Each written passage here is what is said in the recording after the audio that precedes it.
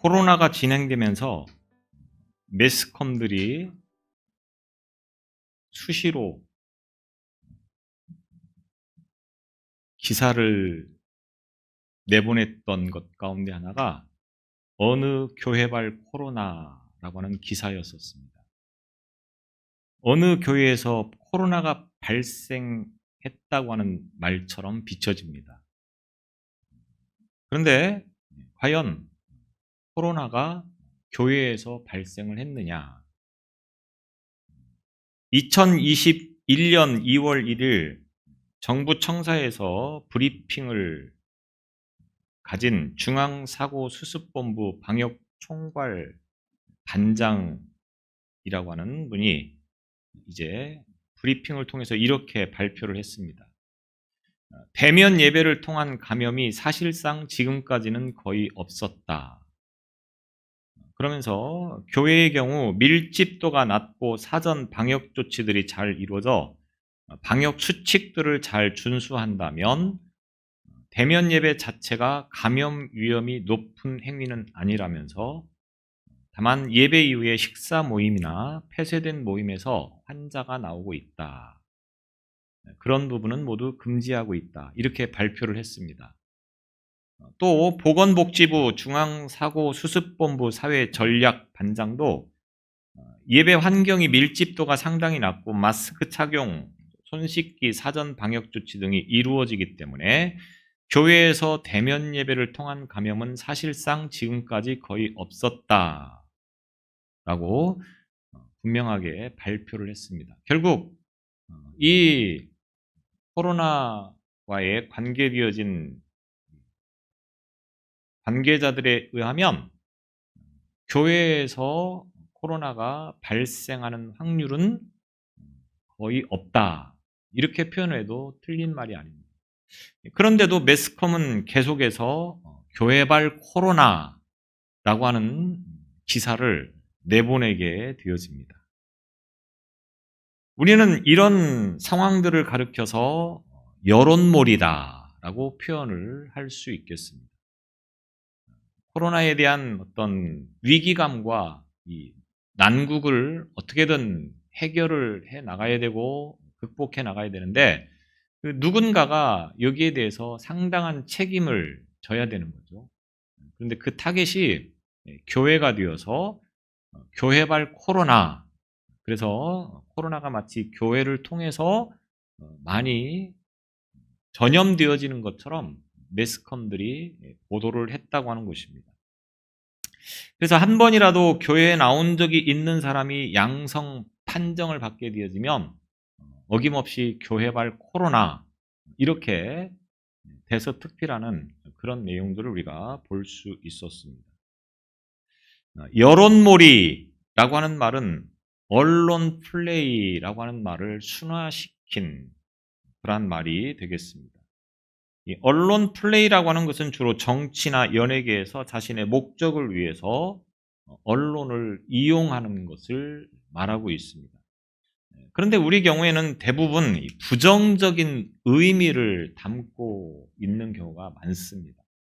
어떤 방향을 좋은 쪽으로 만들기 위해서 여론몰이를 하는 것이 아니고 부정적 이미지를 심어주기 위해서 여론몰이를 하는 경우들이 많이 있다고 하는 거죠.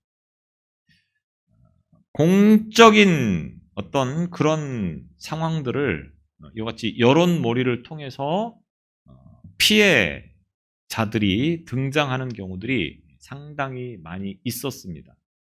성경에도 보면 이 여론몰이에 의해서 피해를 당한 사람들이 많이 등장합니다. 우리가 잘 아는 것처럼 대표적인 인물이 바로 바울이라고 하는 인물이죠. 사도 바울. 분명히 사도 바울은 재판을 해보면 아무런 죄가 발견되지 않았다라고 재판을 했던 천부장이나 총독이 이와 같이 이야기를 하고 있습니다. 그럼에도 죄가 없는 이 사도 바울이 석방되어서 자유의 몸이 되는 것이 아니고 여전히 구금 상태에 몇 년을 보내게 되어집니다. 이유는 뭡니까?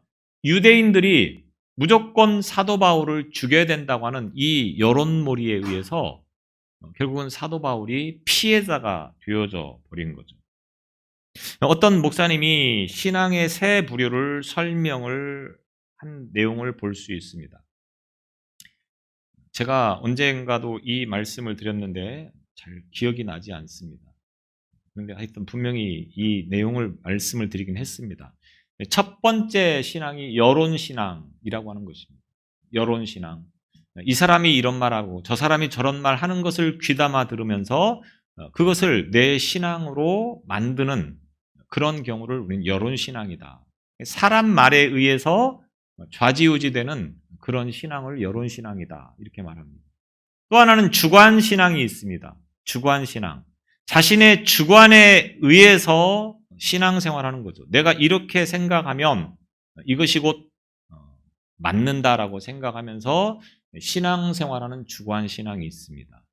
마지막으로 영감신앙.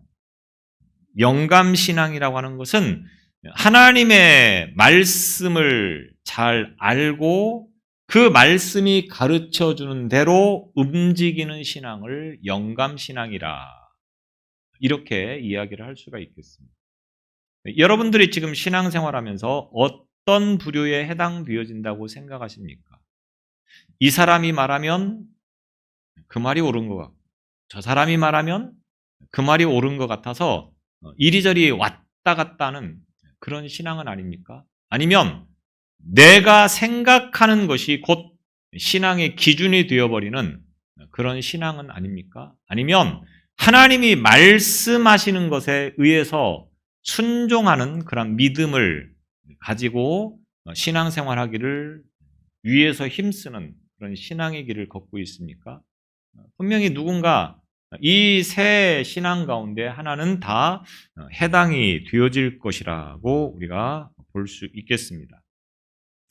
예수님께서 공생애를 시작하시는 순간부터 공생애라고 하는 것은 뭡니까? 공적 사역입니다. 공적 사역입니다. 하나님 나라의 일을 시작하는 그것을 공생애라 이렇게 이야기하는데 이 공생애가 시작되어지면서부터 가장 많은 경계를 받았던 인물들이 누구입니까? 유대의 종교 지도자들이 되겠습니다.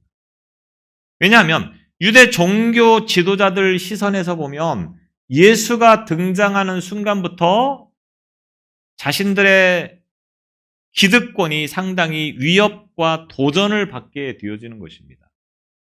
유대 사회에서는 종교 지도자의 위치에 있으면 오늘날로 말하면 우리 사회에서 상당히 높은 공직이나 관직에 있으면서 사람들에게 존경을 받는 또는 우러러 보여지는 그런 어떤 위치에 있었는데 예수가 등장하면서부터 그 시선이 다 예수에게 빼앗겨 버리고 마는 것입니다. 메시아라고 하면서 사람들을 이제 수없이 몰고 다니는 그런 상황들이 계속되어진다고 하는 것입니다. 종교 지도자들 시선에서 볼 때는 이것이 곱지 않은 거죠. 그래서 자신들의 권위가 흔들려지고 그리고 예루살렘의 종교 체제를 어지럽힌다.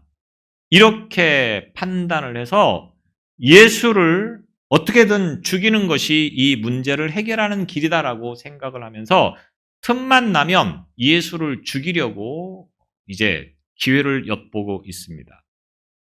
그런데 제자 가운데 한 사람이었던 가룟 유다라고 하는 이 사람이 자기가 생각하고 자기가 의도하는 대로 예수가 가지 않습니다. 예수가 이 세상을 정복해서 새로운 나라를 세우면 그 가운데 한 자리쯤 차지하고 싶은 것이 가룟 유다의 마음이었는데 예수는 지난주에도 말씀드렸듯이 맨날 죽는다고 하고 십자가에서 죽는다고 하고 나는 이 세상을 떠날 것이다. 계속해서 이렇게 이야기를 하는 것에 대해서 가룟 유다는 상당히 불만을 가지게 되어지고 내가 끝까지 따를 수 있는 사람이 아니다라고 판단을 해서 결국 이 스승을 은 30냥에 유대 종교 지도자들에게 팔아 넘기게 되어집니다. 결국 겟세마네 동산에서 기도하시던 예수께서 기도를 마치자마자 대제사장과 또 종교 지도자들이 보낸 그런 파송된 무리들에 의해서 체포가 되어지고 그 밤에 대제사장이었던 가야바의 집으로 끌려가게 되어집니다. 또 예수가 체포되었다고 하는 소식을 들은 산헤드린 회원들이 이 가야바의 집으로 모이게 되어집니다. 이 산헤드린 법에 의하면 3분의 1 이상이 모이면 재판이 진행이 되어지도록 되어 있습니다. 3분의 1이라고 하면 72명의 공회원 가운데 24명이 되겠죠. 이 정도의 이상의 인원이 모이면 이제 재판이 가능했기 때문에 아마도 이 재판이 진행된 것은 적어도 이 산헤드린 공회 가운데 상당히 많은 수가 지금 이 가야바의 집에 모여서 예수를 재판하고 신문하기 시작했다고 하는 것을 의미하는 것이 되겠습니다. 뿐만 아니라 이 산헤드린 재판을 진행하는 과정에서 엄격한 규정이 있습니다. 왜냐하면 이 판정에 의해서, 이 판결에 의해서 사람들이 이제 굉장히 손해를 볼 수도 있기 때문에 억울한 일을 당하지 않도록 매우 엄격한 규정을 갖추고 있다고 하는 거죠. 특별히 회의 장소는 반드시 공정한 판결을 내리도록 하기 위해서 많은 사람들이 모여 있는 상태에서 반드시 재판이 진행되게 되어 있습니다.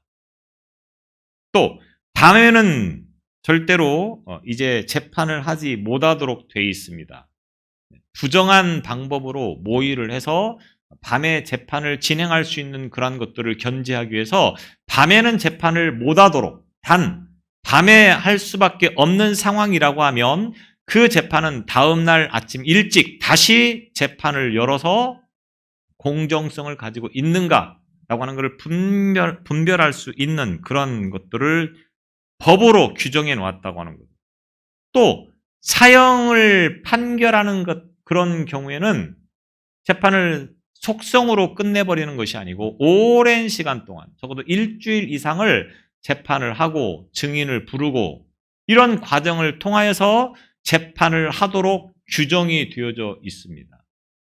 그런데 예수님의 이 재판의 과정을 보게 되어지면 이 규정에 의해서 이루어진 것이 단 하나도 없었다라고 하는 것입니다. 밤에는 재판을 해서는 안 되는데 목요일 저녁에 겟세마네 동산에서 기도를 마치자마자 데리고 가서 재판을 시작합니다. 또 많은 사람들이 모여있는 공적인 장소에서 재판을 진행해야 되는데 대제사장이었던 가야바 집의 뜰에서 재판을 진행하게 되어집니다. 또 오랜 시간 반복해서 재판을 통해서 죄가 있는지 없는지를 따져야 되는데 속성으로 재판을 하게 되어지는 것입니다. 왜 그렇습니까? 이들의 머릿속에는 이미 예수는 죽여야 된다. 곧 사형을 결정해 놓고 그리고 거기에 맞추어서 재판을 진행하고 있었기 때문에 그렇습니다. 다만 무리들이 혹시 소동을 일으킬지 모르니까 은밀하게 재빠르게 이 재판을 진행해서 예수를 죽이려고 하는 것이 이들의 계획이었습니다.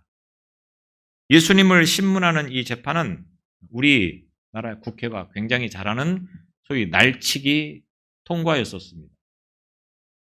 그래서 예수는 이 재판에 의해서 결국은 희생당하는 그런 것들을 우리가 오늘 본문을 통해서 보게 되어집니다.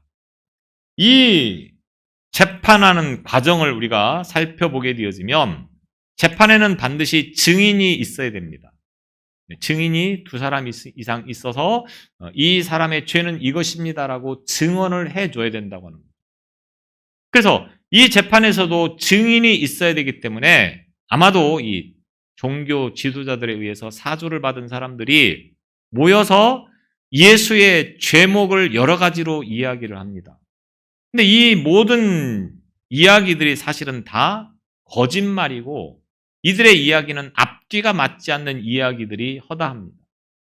그래서 재판을 하고 있기는 하지만 어떤 죄로 이 예수를 죽게 될 것인가가 분명치 않은 상황에서 2명의 증인이 등장을 해서 예수를 사형시킬 만한 적당한 죄를 이야기를 합니다. 예수를 죽이기 위한 좋은 명분이 될 만한 그 내용을 이 두 증인이 말을 해주고 있는 거죠. 그 내용이 바로 오늘 마태복음 26장 61절 말씀이 되겠습니다. 61절 말씀에 보면 이 사람의 말이 내가 하나님의 성전을 헐고 사흘 동안에 지을 수 있나이다 믿다 하더라. 요한복음 2장 18절로 22절의 말씀을 옮겨서 예수님께서 하신 이 말씀을 그대로 지금 이 증인들이 말하고 있습니다. 이 예수가 성전을 헐고 사흘 만에 다시 지을 수 있다. 이렇게 말을 하고 다녔다고 하는 겁니다. 예수님께서 이렇게 말씀하신 의도는 무엇입니까? 요한복음 2장에는 성전을 정화하시기 위해서 예수님께서 그 과정에서 주시는 말씀입니다. 이 말씀의 의도는 예수님께서 십자가에 죽으시고 사흘 만에 부활하실 것이다 라고 하는 것을 말씀하기 위해서 이렇게 말씀을 했습니다. 그런데 유대인들은 이 말씀의 의도를 말하지 않고 예수가 예루살렘 성전을 무너뜨린 다음에 다시 사흘 만에 지을 수 있다라고 이야기를 했다고 고발을 하고 있는 것입니다. 유대인들에게는 분명한 예수의 죄목이 성립이 되어집니다. 뭡니까? 성전 모독죄. 이 예루살렘 성을 어떻게 사흘 만에 지을 수 있느냐? 성전을 모독하고 있는 겁니다. 요즘 같은 건축 공법으로 한다고 하면 정말 열심히 하면 사흘 만에도 가능할지 모르겠지만 당시에 이 성전을 건축한다고 하는 것은 사흘 동안에는 불가능하다고 하는 거죠. 그런데 예수가 그렇게 말을 하고 다녔다고 하는 것은 이 예루살렘 성전을 모독하는 발언이다. 그래서 예수를 죽여야 된다. 이렇게 지금 이야기를 하고 있는 겁니다. 그런데 말씀에 보면 이 말씀을 듣고 있는 동안에도 예수님께서는 아무 대답도 하지 않고 있는 것입니다. 그러면 그렇다, 아니면 아니다. 그 말의 의도는 무엇이다. 이렇게 변명이라도 하면 될 텐데 지금 예수는 그 말씀을 듣고 있으면서도 아무런 대답을 하지 않고 있는 겁니다. 그러니까 대제사장을 비롯해서 많은 사람들이 상당히 당황합니다. 예수님을 유죄로 몰아넣고 그 예수를 죽여야 되는데 아무 말도 없으니까 대제사장이 다시 질문을 합니다. 62절에 보면 아무 대답도 없느냐 이렇게 말하고 있는 겁니다. 그럼에도 불구하고 예수님께서 63절에 보면 침묵하시거늘 대제사장이 다시 물어도 예수님은 여전히 아무런 답변을 하고 있지 않습니다. 그러니까 대제사장이 네가 너로 살아계신 하나님께 맹세하게 하노니 내가 하나님의 아들 그리스도인지 우리에게 말하라. 하나님 앞에서 진실만을 말하겠다라고 맹세하라고 하는 겁니다. 예수님에게 네가 하나님 앞에서 진실만을 말하겠다고 맹세해라. 그러면서 이어서 덧붙여 말하기를 네가 하나님의 아들 그리스도인지 우리에게 말하라. 네가 평소에 하나님의 나는 아들이다 라고 말을 하고 다녔는데 그 말을 지금 이 자리에서 다시 한번 분명하게 해라. 이렇게 이야기를 하고 있는 거죠. 네가 하나님 같은 속성을 가지고 있는 자가 맞느냐? 네가 평소에 나를 본 자가 곧 하나님 본 자다. 내가 곧 하나님이다. 이런 말을 하고 다녔는데 그 말이 맞느냐? 이렇게 질문하고 있는 겁니다. 그러면서 네가 성경에 약속하신 그 메시아가 맞느냐? 그 말이 사실이냐? 이 질문을 하게 되어집니다. 예수님께서 이 순간 이 질문에 그렇다라고 대답하면 이제 하나의 죄목이 더 추가가 되어지는 겁니다. 뭡니까? 신성모독죄. 그러니까 성전을 모독하는 성전 모독죄가 있고 하나님을 모독하는 하나님 신성 모독죄가 지금 적용이 되어질 수 있습니다. 그런데 침묵하시던 예수님께서 64절에 보면 예수께서 이르시되 내가 말하였느니라. 대제사장이 질문했던 그 내용이 맞다. 예수님께서 지금 이렇게 인정을 하고 계신 것입니다. 대제사장과 종교 지도자들이 말했던 것처럼 나는 하나님이고 하나님의 아들이고 나는 메시아가 맞다. 이렇게 간접적으로 지금 이야기를 하고 있는 것입니다. 대제사장과 종교 지도자들이 의도했던 그 대답을 예수께서 하고 있는 것입니다. 그러면서 덧붙여 말하기를 내가 너희에게 이르노니 이후에 인자가 권능의 우편에 앉아 있는 것과 하늘 구름을 타고 오는 것을 너희가 보리라. 예수님께서 이렇게 이야기를 하고 있습니다. 무슨 말입니까? 자기가 십자가에서 죽을 것이고 그리고 사흘 만에 다시 부활해서 승천해서 하나님의 우편에 앉아 계시다가 다시 이 세상을 심판하러 올 것이다. 이 이야기를 지금 하고 있는 것입니다. 죽은 지 사흘 만에 부활할 것이다. 또 심판하러 세상을 올 것이다. 이런 말을 들은 대제사장과 유대 종교 지도자들은 속으로 기쁨을 감출 수가 없었을 것입니다. 왜? 자신들이 의도하는 대로 지금 예수가 대답을 했기 때문에 그렇습니다. 분명히 예수를 죽여야 되는데 죄목이 있어야 되지 않겠습니까? 그 죄목이 뭐냐? 예수가 스스로 지금 고백을 하고 있는 겁니다. 성전 모독죄, 여기에 신성 모독죄를 범하고 있는 것이기 때문에 이 종교 지도자들은 굉장히 속으로 쾌재를 부르며 기뻐했지만 겉으로는 표현하지 않았겠죠. 다만 자기들이 듣지 말아야 될 소리를 들었을 경우에는 옷을 찢는 관습에 의해서 이 종교 지도자들이 옷을 찢으면서 비통한 그러한 표정을 지었다라고 성경은 증언하고 있습니다. 자기들이 들어서는 안 되는 이야기, 하나님을 모독하는 이야기를 들었다고 하는 이 이유로 옷을 찢으면서 비통해하고 있는 것입니다. 그러면서 이 종교 지도자들이 모여있는 무리들에게 다시 질문합니다. 너희 생각은 어떠하냐? 이 말은 예수가 지금 자기가 하나님이라고 하고 하나님의 아들이라고 하고 메시아라고 말하고 있는데 너희들이 이 말을 들은 그 기분이 뭐냐? 감정이 무엇이냐? 너희들은 어떻게 생각하느냐? 이렇게 질문을 던지게 되었습니다. 그때 무리들이 뭐라고 말합니까? 사형시켜야 된다. 이 소리를 외치고 있습니다. 대제사장 가야바는 생사가 걸린 시점에 신중하게 재판을 진행을 해야 마땅합니다. 앞서 제가 말씀을 드린 것처럼 규정에 의해서 재판이 진행되어야 되는데 이들은 규정에 의해서 재판을 진행하면 예수를 죽일 만한 명분을 찾지 못할 수밖에 없다고 하는 것을 알고 있습니다. 그래서 신속하게 재판을 진행해서 명분을 찾았고 그래서 예수를 죽이는 사형을 판결하는 그 결정을 내리는 그러한 모습을 우리가 이 말씀을 통해서 볼 수 있게 되어지는 것입니다. 예수님이 사형을 받을 만한 이유, 이것은 유대 종교 지도자들이 말하는 것처럼 신성을 모독했기 때문이다. 아닙니다. 예수님은 하나님을 모독하는 그런 발언을 한 것이 아니고 예수님께서 곧 하나님이시기 때문에 마땅히 이 말은 옳은 것이라고 하는 거죠. 다만 유대 종교 지도자들이 생각할 때는 자신들의 입지가 흔들리는 그것들을 참을 수가 없었기 때문에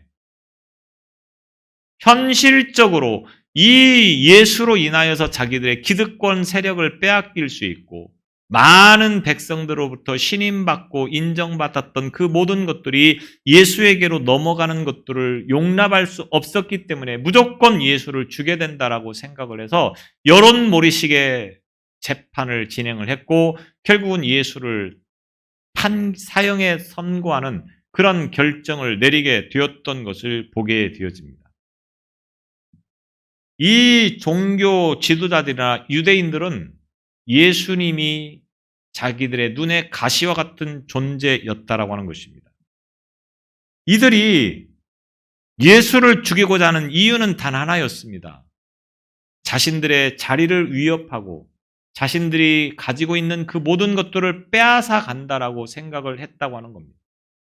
세상 사람들로부터 존경받던 자기들의 그 상황이 예수에게 넘어간 것에 대해서 이들은 용납할 수가 없었다고 하는 것입니다.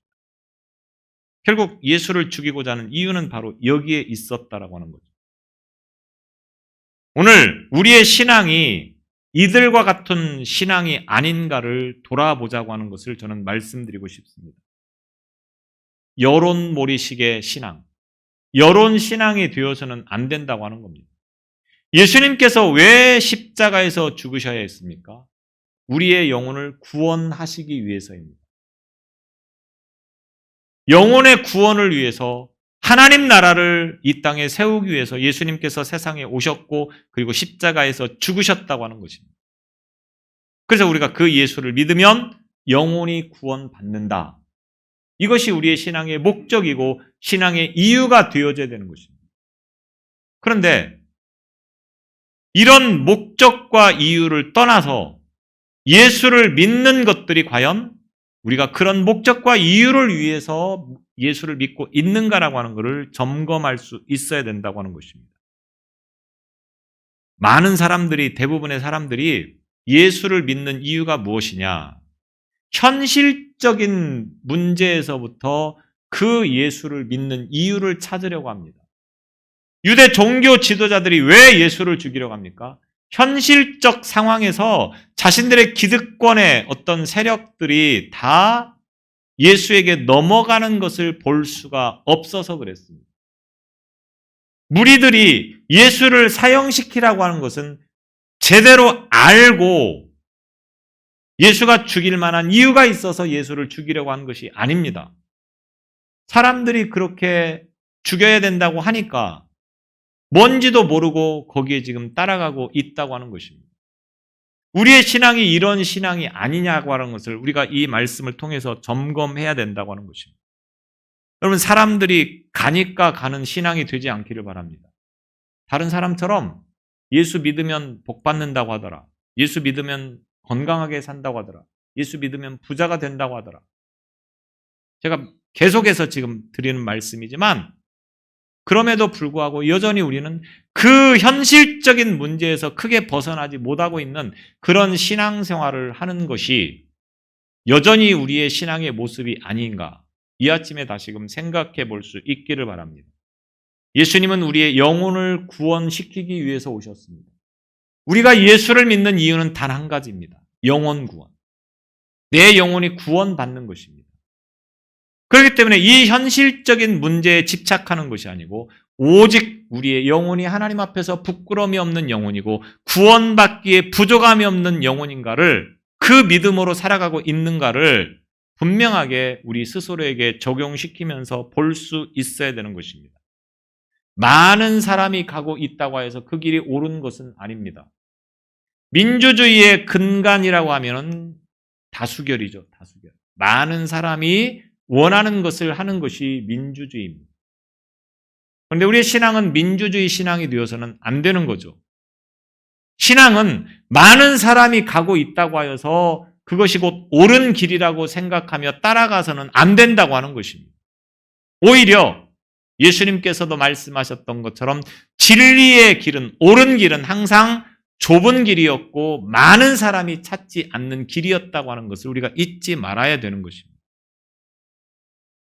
저와 여러분의 삶의 모습을 돌아보십시오. 내가 많은 사람 가운데 한 사람에 속해 있는지 아니면 그 삶에서 나와서 많은 사람이 찾지 않지만 하나님께서 기뻐하시고 하나님께서 원하시는 그 길을 걸어가고 있는지를 다시 생각하는 이 시간 되시기를 바랍니다. 여러분은 무엇을 위해 살고 계십니까? 욕망을 위해서 살고 있습니까? 아니면 사명을 위해서 살고 있습니까? 현실적인 문제에서 내가 더 다른 사람보다 잘 살기 위해서, 행복하게 살기 위해서 세상을 살아가고 있습니까? 아니면 현실적인 문제를 내려놓고 하나님께서 나를 보셨을 때에 내가 하나님 앞에서 부끄러움이 없는 그 믿음의 모습으로 살아가고 있는가라고 하는 것입니다. 우리가 무엇을 위해서 살고 있는가? 주님께서 나를 위해서 죽으셨는데 그 주님께서 죽으신 그 의미가 무엇을 말하는 것인가? 오늘 이 사건을 통하여서 우리는 여론몰이의 신앙이 되지 않기를 바랍니다. 많은 사람이 가고 있는 그 길을 걸어가는 것이 아니고 진리이신 주님, 그 주님의 뜻에 따라서 순종하는 그 믿음. 그래서 우리의 영혼이 하나님 앞에서 구원받기에 부족함이 없는, 부끄러움이 없는 그 믿음으로 승리하는 오늘 저와 여러분이 되시기를 바랍니다. 기도하겠습니다.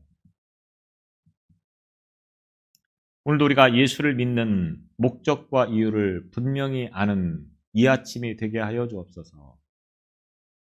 여론에 의해서 움직여지는 신앙이 되지 않게 하여 주옵소서.